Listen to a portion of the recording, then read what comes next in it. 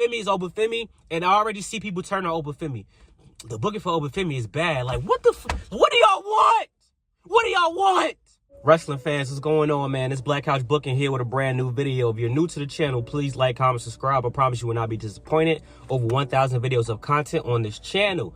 And if you old to the channel, you already know the vibes, man. Welcome back. If you want to join my Discord, link is in the description down below. And if you want to follow me on Instagram, follow me at Real Black Couch Booking, man. I promise you, you will not be disappointed with my uploads and my posts and everything like that. But today, man, we in the car, so you know the car videos hit different. About to go up in the gym, but I said, you know what? I want to get this NXT day video out as soon as possible. I will be reviewing the entire PLE. And if you was on stream last night, I was watching it. I was watching it while I was on stream, not doing a watch along. I was on Influential Sports. Shout out to Influential Sports stream. I did my own stream. I did another stream. So it was a whole bunch of things going on last night, man. That's why you got to be, you know, keep your eyes peeled on the weekends. You know, we drop streams and stuff like that. But I want to review it, man, because I had a time. I'll say that. And I did go back and watch, you know, a couple of things again because I was, you know, debating about a topic while I was watching. So I had to lock back in. First things first, Stephanie Vaker. Stephanie Vaker versus Fallon Henley, man. What can I say? Stephanie Vaker, to me, is my favorite women's wrestler on NXT. I will probably say she's top 5, my favorite top 5 women's wrestler as of right now in the whole women's wrestling space. She's so fast. Her movements are very fluid. She is very talented. I like her look. I like the music. She's just great. And Expert Level Wrestling, he was on the panel with me yesterday. She won, by the way. I'm gonna get into the match, but she won, and she just looks good with the title. The NXT North American Women's Championship, it just looks like it fits her. Like that's supposed to be her, not because she wear red sometimes or whatever, but like it looks like she came with the belt. Shout out to Expert Level Wrestling. Match was okay though. Fallon Henley, I don't know if she keep up with Stephanie Vaker, and that's not to say Fallon Henley is trash, because Fallon Henley is good. You know, I think she's beating those discount Mandy Rose allegations. I always like Fallon Henley when she's with Briggs and Jensen. She was fit discount Mickey James. They try to put labels on her, but I like Fallon Henley. I'm hoping, you know, she dropped the belt. She gets to do stuff with JC Jane. Her and JC Jane should definitely have a feud, I believe. And you know, throw Jasmine in the mix. Maybe we get a triple threat. I like Jasmine as well. But the match overall, man, I thought the match was decent. Like I said, Stephanie Vaker was going crazy. I will say it's been a lot of, there's one person going against another person that has 2 or 3 people with them, but that one person is still overcoming the odds. Not just on NXT, but on the main roster as well. And I'm kind of puzzled as to why they keep doing that. Why couldn't we get a scenario like how with Shotzi, right? Obviously, Stephanie Vaker might not have a lot of people in the back who would be willing to help her, but you could have had Shotzi and Tatum Paxley come out to take out just because they wanted to see a fair match or whatever the case may be. But I guess not, you know, since you know, whatever. I guess not. But yeah, man, this overcoming the odds thing is kind of getting out of hand. Timu, Toxic Attraction, it don't make them look weak, but I'm ready for the Fatal Influence to implode, because I want JC Jane to do something, but Fallon Henley has a good future. And Jasmine is she's on the up and up. Trust me, she's a lot more talented than people give her credit for. So that was that match. I'm trying to make sure I go in order. Y'all know I got to order. Let me do the tag team match. I don't know the tag team match is next, but I don't want to do Trick Williams versus Eddie Thorp next. The tag team match was good. Obviously, it's Fraxium. Fraxium, whoever they're in the ring with, is going to be a good match. And I'm not going to take credit away from Briggs and Bro. I'll be forgetting Bro name. And I know they traded Japan. They good. I like Briggs and Jensen better. I mean, to be fair, I used to like Lance Cade and Trevor Murdoch. And I know that sounds crazy to say, but I used to like them because they were good heels, in my opinion. Back in the day, Lance Cade, Trevor Murdoch, shout out. But, man, I want Fraxium to drop them belts bad. I'm not going to lie to you. I'm tired of it. I want to see Nathan Frazier versus Axiom. I want I want to get them boys either to the main roster or them go after singles championships. I think Axiom could do better than Dragon Lee. No disrespect to Dragon Lee, but I'm more invested in Axiom, me personally. And Nathan Frazier proved me wrong some time ago. He used to have that fire theme song. I wish they bring it back. But Nathan Frazier proved me wrong some time ago. Nathan Frazier is really, really good. A protege of Seth Rollins, I believe, if I'm not mistaken. But Nathan Frazier is really, really good. And I think as a solo guy, I would love to see him. I don't know. I would like to see what he can do. Maybe not on the main roster yet. I would love to see him just have some solo feuds and see how that goes. It's going to be banger matches, but I want to see what he can, because him and Fraction are doing good character work based off of what they're given in the situation that they're in. I want to see what they could do outside of that. You know what I'm saying? That's just me personally. But Nathan Frazier, he's doing his thing. Match is cool. Obviously, the main story of the match is what happened after the match with the shield, the fake shield, the fake retribution. Came in with the Black Air Force energy and started beating up on them boys after they tried to show a sign of respect to one another by shaking hands after the match, which I like that. It's a good touch. I'll get back to them later, though. I have my thoughts on them. And to be clear, everybody knows them by name. I don't know them. I don't know them before tonight. Am I supposed to know? Are they from WWID? Listen, I watch wrestling. I don't keep up with every single thing. Only name that was familiar to me was Saquon Barkley. I'm just playing, not Saquon. I'm playing. But y'all know him. That's the name that was familiar to me. Let's do Eddie Thorpe versus Trick Williams. This one was. I hated the result. And it don't got nothing to do with a black man lost a strap match. I just be making jokes. I be playing around. They don't got nothing to do with that. Because he lost to a Native American, so it's fine. Is it fine? I'm just playing. I don't care about that. During Black History Month, I don't care about that. That's irrelevant. The match was actually decent. Trick Williams was looking pretty good, man. Trick Williams was kicking on Eddie Thorpe basically the whole match. What I don't like is how Eddie Thorpe won. He basically hit him with a low blow with the leather strap. Like, I gotta complain about it because I just complained about this with AEW. Trick Williams getting off all that offense, kicking on Eddie Thorpe. And then Eddie Thorpe beats him with a low blow with basically a low blow with the strap is really how Trick Williams lost, which mirrors what happened with Undisputed Kingdom versus the Death Riders, where they was kicking on them the whole match. They hit him with 4 tag team finishers, and then I think it was Kyle O'Reilly that took the pin, maybe just off of a low blow. He lost essentially after doing hella offense. Like I personally don't like stuff like that. It's really off-putting for me. Like, I really don't like that, me personally. But yeah, let me say something. Trick Williams is not ready for the main roster. He needs 7 more months. He should be on the main roster more. He needs to develop more. To develop more and do this? This is what y'all want him to stay on the main roster for? To get beat up on by Eddie Thorpe? Now, to be fair, by the time we got to the middle of the match, I already kind of knew Eddie Thorpe couldn't lose. Because Eddie Thorpe, he lost in the triple threat. He lost to Trick Williams before. Eddie Thorpe been taking hella L's. And they keep putting Eddie Thorpe in our face. So I'm kind of like, they want us to acknowledge Eddie Thorpe for a reason. So it's no way he's losing. But I'm like, that's kind of nasty, bro. Like, is Trick Williams a bum? Like, just because you lose don't mean you buried. He's not buried or nothing like that. But y'all telling me y'all want him to stay on NXT to do stuff like this? Because I thought that Stand and Deliver, Trick Williams versus Obafemi, the final Trick Williams match on NXT, goes to the main roster after Stand and Deliver, loses to Obafemi, obviously.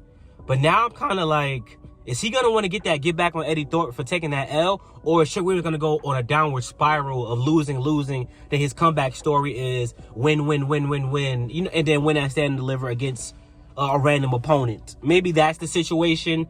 I'm gonna give the PLE overall rating. I did the match-to-match rating on podcast for Unappreciated Wrestling Fans last night. Y'all check that out. It's posted on my channel as well. So yeah, that's that, right? That's that. Trick Williams need to develop more. He needs to stay on the main roster. Stay on the main roster to do what? To do what? What? If they keep them on NXT, it's just because they don't have anyone else. If that's the reason, all right, you got me. Cause who said it last night? That NXT might have the weakest men's division. Maybe it was Rage Man Reg. Shout out to Rage Man Reg that said it. He said that does NXT right now have the weakest men's division, like, of almost all time? I'm like, nah. But I don't think about it. They really do only got Oba. As far as the top and stuff, they really got Obafemi, Trick. I would throw Ethan Page up there. And that's it. Who else? So yeah, that could be true. Moving on, right? I'm trying to stay in order. I'm gonna point out a segment. The Zarya and Sol Ruka segment was kind of funny. It really reminded me of Zoe Stark and Io Sky. Obviously, the odd couple, the odd pairing. They're doing various activities that Sol Ruka likes to do. Zarya not into it. Zarya smacks her ice cream out, and then Zarya gives Sol Ruka her ice cream. Obviously, I don't think they should beat the Meta-4 girls. I think that's their next tag team match. I don't want to see that. But I will say that I would like to see them one-on-one. Them have their tag team. They implode one-on-one. Obviously, Zarya is going to win, which sucks. I want Sol Ruka to actually do something of relevance. Her and Miss Sinclair, because they're really, really good, in my opinion. But that's just me. And another thing, I don't hate. The stuff where they point out the wrestlers that sit in the crowd is kind of getting dumb to me, but in this case, I'll let it rock because they pointed to some fine shit in the crowd. Jada Parker looking fine like wine. Kalani Jordan looking like a glass of water, not distilled, straight seltzer because she got a bubbly personality. And we had was it Carmen? I think it was Carmen Petrovic as well. Triple threat match soon to determine who's number one contender for Stephanie Vaker's NXT North American Championship. I think Jada Parker should win. I think Kalani's got enough opportunities. I could see a scenario where Carmen Petrovic wins because Kalani and Jada Parker keep going at each other. Then we get Kalani and Jada Parker one-on-one. Carmen Petrovic gets to face Stephanie Vaker. Stephanie Vaker is going to beat her, obviously. That's kind of a scenario that I can see. And surprising to me, triple threat match for the NXT Men's Championship was not the main event, which was a very good decision, I will say. But I like this match. A lot of y'all might not say you liked it, but I liked it. The only thing I didn't like is that I feel like we didn't progress in the Austin Theory, Grayson Waller story. I feel like definitively, Austin Theory at the end of the match should have slapped the hell out of Grayson Waller for maybe him stopping him from winning. Grayson Waller wanted Austin Theory to lay down for him and take the pin just so he could become champion. So the story has to progress. I hope they bring this up on Raw and Austin Theory like, hey, you really wanted me to lay down for you, bro? Nah. See, I never been NXT champ either. This is A-Town down. Whatever. Story. Whatever. They need to progress that story. I'm ready for Austin Theory to be a face. Even you can see the crowd was kind of getting behind Austin Theory. Austin Theory looked good against Obafemi. Obafemi let Austin Theory get his offense off. Shout out to Alex. He was mentioning this like more than Grayson Waller. So Austin Theory had a great showing from this. So I would like to see Austin Theory and Grayson Waller sooner rather than later. This has been a story that's been drawn out for too damn long, and I'm ready to get it over with, and I'm ready for Austin Theory to become a babyface and change his theme song again. Either go back to the old one or make a new one, because this theme song, A-Town champion out loud, is ass. I hate this version. Obafemi won, obviously. At the end of the match, the Shield, the Timu Shield, Retribution, whoever these guys are, the Black Air Force crew came out, beat up on Obafemi, throwing him around like a rag doll. And I said, I'm not sure what the situation is gonna be with these guys. They should challenge Obafemi and Fraxium and whoever else to like a 4v4. I don't want to see these guys go after titles because they're not gonna win the titles. They could win the tag team titles, but it's 4 of them. So I would like to see, if you're going to do something, I'll do something like the Shield. Have all 4 be dominant, but I don't want to see all 4 with all 4 belts and Obafemi lose a belt. Let's get that clear. So they got to figure that out. But it was a good match overall. Obafemi is Obafemi, and I already see people turn on Obafemi. The booking for Obafemi is bad. Like, what do y'all want? What do y'all want? The booking for Obafemi bad already? This is what? First, second title defense? Like, damn. Y'all make me sick. And last but not least, the main event, which I was very NXT Women's Division carrying. Shout out to NXT Women's Division. Main event, Fatal 4-Way. Roxanne Perez. I knew Roxanne Perez was fine shit, but Roxanne Perez was looking good tonight. That cameraman was showing a lot of tasty cakes today. But Roxanne Perez looking damn good. And Cora Jade, got the yitties. But back to wrestling though. My bad, y'all. My bad. I be joking, man. I'm joking, man. Don't share this with my girl. But yeah, man, great match. I think y'all sleeping on Julia. I would love for Julia to get more of a crowd reaction. Y'all are so disrespectful. But that's not y'all, but the fans that just get a little louder for Julia, especially Royal Rumble. Y'all pissed me off with. I was disgusted. Julia is one of the greatest in-ring performers of all time. In-ring performers in modern wrestling today. But Cora Jade actually was looking good in this match, y'all. Cora Jade wasn't looking lost, wasn't looking puzzled, wasn't looking, you know what I'm saying? Like, Cora Jade had a really, really good showing in this match. She actually kept up with everybody. Her and Roxanne Perez, they was going at it, which is a very good thing.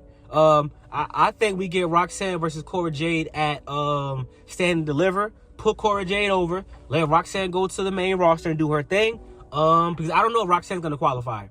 I got Raquel beating Roxanne because... I'll talk about that later. But good match. Obviously, Julia retained, but Julia wasn't dominating. Like, this was shout out to Bayley. Bayley was doing great in this match as well. This was actually like a evenly balanced match where everybody was getting offense off. And, you know, Julia normally looks hella dominant in everything that she does, but she looked human. And she barely won by the skin of her teeth, which makes it great. Because now it's like she can't be beat. And let me tell you what I didn't like. Stephanie Vaker came out with the NXT Women's North American Championship. I'm thinking she's about to, let's do a title versus title. I stand and deliver. You, me, stand and deliver. You know how Stephanie Vaker be talking. I love you, Stephanie. I'm not making fun of you. But y'all, them two going at it for a double strap at stand and deliver. Then Jordynne Grace comes out, and I like Jordynne Grace a lot. People like she should go straight to the main roster. No, she shouldn't. Let her become NXT Women. They learned from Jade Cargill. Let her go to NXT, become NXT Women's Championship, get more runs in, then go to the main NXT Women's Champion, then go to the main roster. And I'm not disrespecting Jade Cargill, but that's WWE who's showing that they don't have faith in Jade Cargill. They should have sent her to NXT, where she could have been dominant in the first place, which what they're gonna do with Jordynne Grace. They learned from their mistakes, so that's why I'm happy about that. And I like Jordynne Grace a lot, like a whole lot. I think she's really, really good, and she's also fine. You know, y'all might not like bigger women like Nia Jax or the big muscle mommies. They're still women at the end of the day. So yeah, that's my opinion. But yeah, overall NXT, man, I'll definitely give it a 9 out of 10. Vengeance Day was great. 9 out of 10 for me. I had fun. I kind of want to. I watched it twice. I kind of want to watch it again. I skipped the match. Holy crap! You see what I try to stay in order. Javon Evans, Ethan Page. Ethan Page is great, man. I used to hate Ethan Page. Ethan Page is great. Send him to the main roster. Almost died. Send him to the main roster. Put him in the United States Championship division. He don't got to go after the strap, but he could be like the fourth guy in that division. Put him in the mid-card division. Let him cook. Ethan Page is great. Javon Evans, he lost. I'm not happy with Javon Evans and Trick Williams losing. But whatever. Javon Evans lost. I thought this was his coming out party to build him up. I hate the way he throw punches still. But Javon, I hate the fake blood thing too. This might be a way to write him off TV so he can develop more. I know the guys over my guy Joe, D-Walk, Alex, Invisible Woman. You know, they talk about, Javon Evans need to get more bulky, but I can see him having a swerve type of path where he's skinny right now doing the high flying stuff. Years down the line, he's going to bulk up. Then he can do high flying, and he can be a brawler as well. I see that for him, following a similar trajectory as like Swerve when Swerve was in NXT to where he is now. But I didn't think Ethan Page was going to win. I thought this was going to be how they got Javon Evans over and then send Ethan Page to the main roster. Ethan Page is another guy who doesn't need to be in NXT no more. Ethan Page has been wrestling for damn near 20 years. He don't need to be in NXT. Respectfully, he knows the system now. By now. And he's doing great. But I think they're keeping him there now because he's gonna do something with Ricky Starks. They're gonna be backstage and be like, You think you elite? You not elite? Nah, I'm elite. Nah, I'm elite. Nah, something cool. That'd be fun, in my opinion. And one more segment. Santino Marella has finally made an appearance on NXT with his daughter Ariana Grace. They acknowledge that that is his daughter. And Ava, maybe we get an invasion angle. Like I said, 9 out of 10. I enjoy NXT Vengeance Day. The gym just opened up, so I'm ready to go put some work in. Like, comment, subscribe, thank you for love, support as always, man. Thank you guys so much. Appreciate y'all, man. Please enjoy the video, and I'll talk to y'all later, man. Peace.